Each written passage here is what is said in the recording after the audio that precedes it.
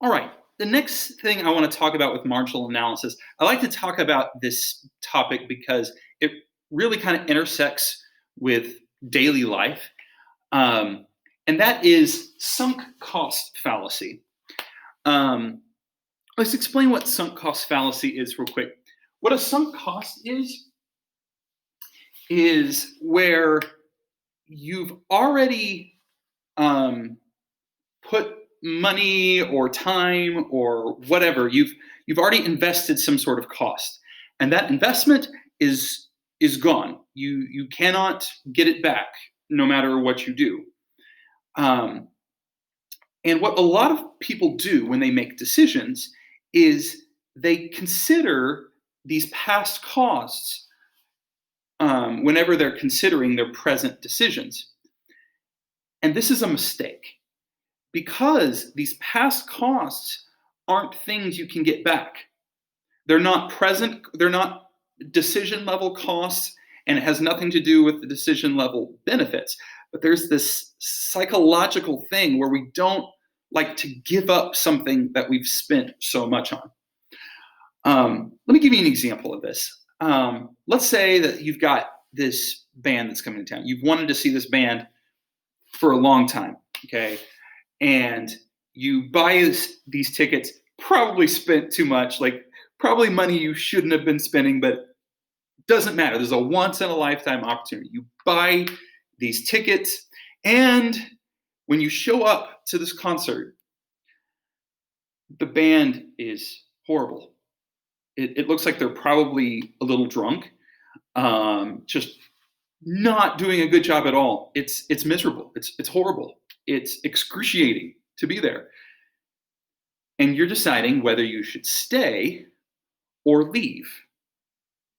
Well, what are the benefits of leaving? Okay. So, or what are, I guess I should say, what are the costs and benefits of staying?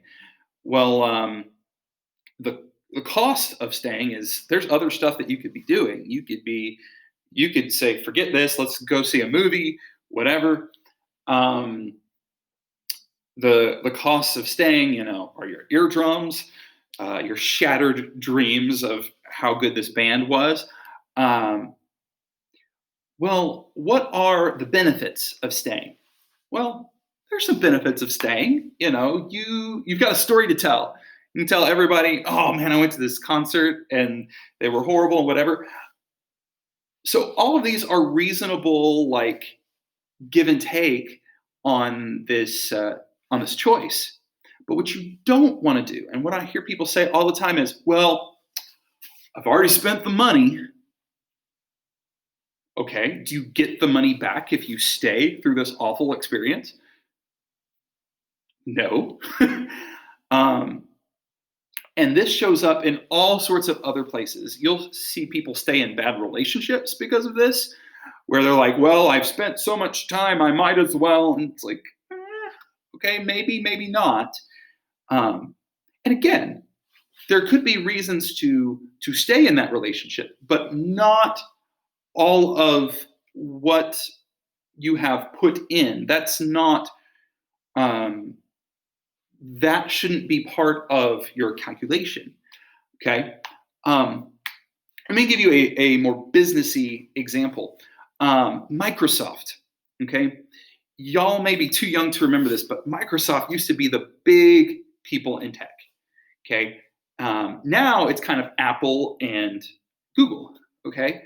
Well, Microsoft realized that they were a little late to the game with phone stuff. So they went ahead and they bought out a phone company. They bought out Nokia, started making their own phones, came up with their own operating system, poured bunches and bunches and bunches of money in here, which probably wasn't a bad choice because, they're sitting there going, this is a huge market. And, we've got all this cash to spend. So let's pour resources into this. And they did. And it didn't work. And so what they could have done is said, well, we've spent so much money on this, let's just spend a little more, see if we can. They didn't make that choice because the money that they spent was gone. They weren't going to get that back.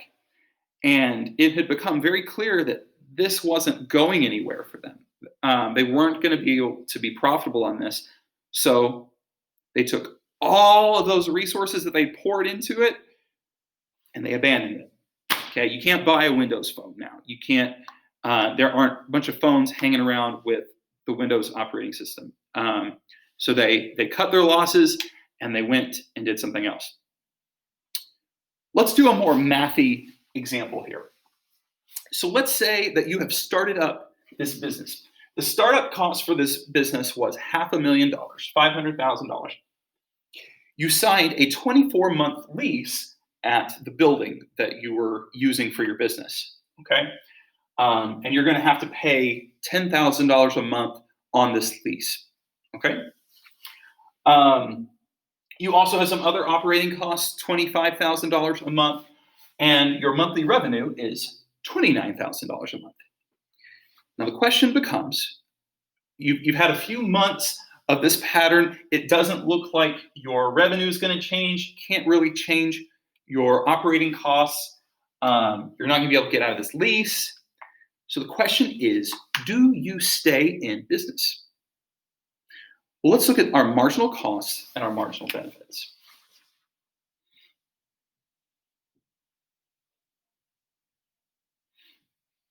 Now, the easiest one to find is the benefits, okay? That's this guy. If we stay in business, we are gaining $29,000 a month, okay? But what is our marginal cost? What costs do we need to consider when we're thinking about whether we should continue operating or not? Should we consider this $500 that we spent to start up the business?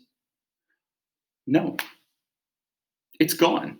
We don't get that money back if we continue in our business. We don't get it back if we stop. It shouldn't be a part of our calculation at all. This is not a marginal cost. This is a sunk cost. All right? Well, what about this $25,000 a month? That is a marginal cost. Why is it a marginal cost? Because if we shut down, we get this money back, okay? Because we're no longer paying this $25,000 a month in operating costs. So this is a marginal cost, and this is a marginal benefit. Now, what about this lease? Okay, so we're paying $10,000 a month. So if you think about what's going on here, every month we're gaining $29,000 a month, but we're losing $35,000. So that's a net loss of like $6,000 a month. So you might think, oh, we should shut down. That's a bad choice. Why is it a bad choice? Because we're stuck in this lease. This is not a marginal cost. So yes, if we stay in business, we're going to be losing $6,000 a month.